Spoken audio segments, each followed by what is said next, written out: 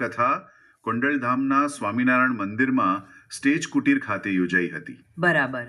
અને વક્તા છે પરમ પૂજ્ય સદગુરુ શ્રી જ્ઞાનજીવન દાસજી સ્વામી.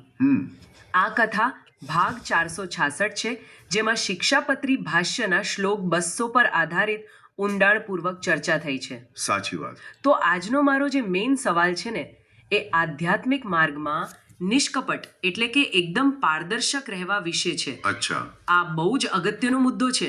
એક્ઝેક્ટલી. એટલે મોડર્ન લાઈફમાં આપણે જેને ટ્રાન્સપરન્સી કહીએ છીએ, શું એ જ આ નિષ્કપટતા છે? અને આધ્યાત્મિકતામાં આ કામ કેવી રીતે કરે છે? ના, થોડો ફરક છે. આધુનિક સમયમાં ટ્રાન્સપરન્સી મોટે ભાગે માહિતીની લેવડ દેવડ પૂરતી મર્યાદિત છે, પણ મુક્તાનંદ સ્વામીના સંદર્ભ સાથે કથામાં જે વાત થઈ છે ને, એ આંતરિક નિર્ધમતાની છે. ઓ અચ્છા. એટલે જો વ્યક્તિ સંત અને ભગવાન આગળ એકદમ સરળ અને નિષ્કપટ વર્તે તો જ એને સાચી કૃપા મળે છે. અને એનાથી જન્મ મરણનું ચક્ર ટળે. રાઈટ? બિલકુલ. જન્મ મરણનું ચક્ર ટળી જાય. તો પછી એક પ્રશ્ન થાય છે મને, જો આટલા બધા ફાયદા હોય અને પાપ બળી જતા હોય, તો માણસને નિખાલસ થવામાં આટલી બધી તકલીફ કેમ પડે છે? એનું સૌથી મોટું કારણ છે આપણો અહંકાર. માણસ સ્વભાવથી જ પોતાની એક કાલ્પનિક છબી બનાવીને જીવતો હોય છે. હા, એ તો છે. દેખાવ કરવાની આદત. રાઈટ. હરિચરિત્રામૃત સાગરમાં મોઢા ગામના પ્રસંગનું બહુ સરસ વર્ણન છે. એમાં સમજાવ્યું છે કે જ્યારે તમે કોઈ સંત કે ગુરુ પાસે તમારા દોષો નિખાલસપણે રજૂ કરો ને, ત્યારે તમે સ્વેચ્છાએ તમારી એક ખોટી છબીને તોડી નાખો છો. વાવ!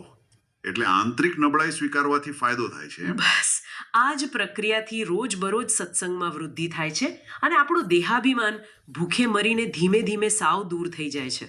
એટલે પોતાની છબી તૂટવાનો ડર જ આપણને નિખાલસ થતા રોકે છે.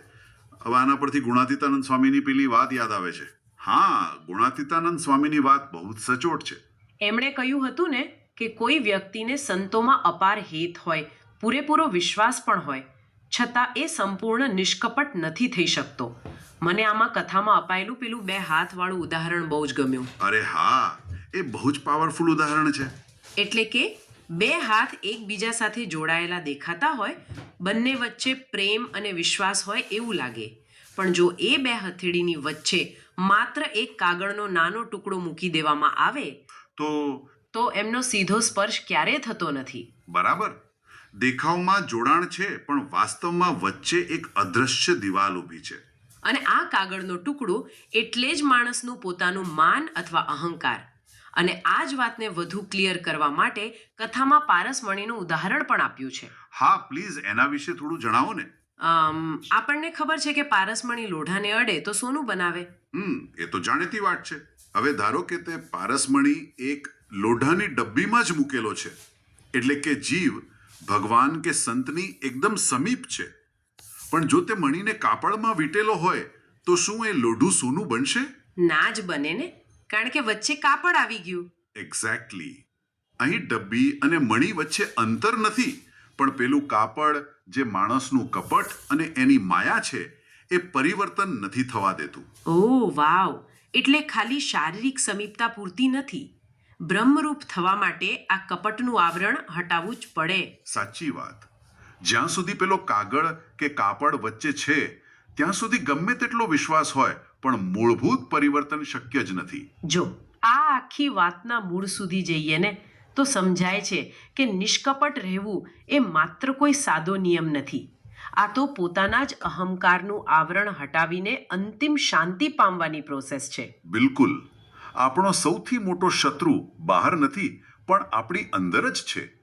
કપટ કાઢવું એટલે આપણી પોતાની જ બનાવેલી આંતરિક દિવાલોને તોડવી. અને જ્યારે એ દિવાલ તૂટે ત્યારે જ ખરો વિકાસ થાય. હા, અને ત્યારે જ જ્ઞાન ખરા અર્થમાં જીવનમાં ઉતરે છે.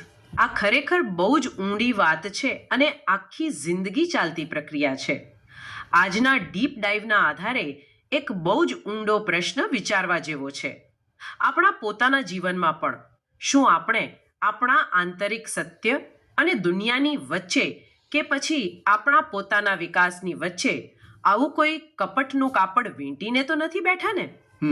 બહુ જ સાચો પ્રશ્ન છે. બસ, તો આ જ એક વિચાર પ્રેરક પ્રશ્ન સાથે આપણે આજની આ અદ્ભુત ચર્ચા અહીં પૂર્ણ કરીએ છીએ. આશા છે કે તમને બધાને કંઈક નવું અને ઊંડું વિચારવાની પ્રેરણા મળી હશે. આવજો.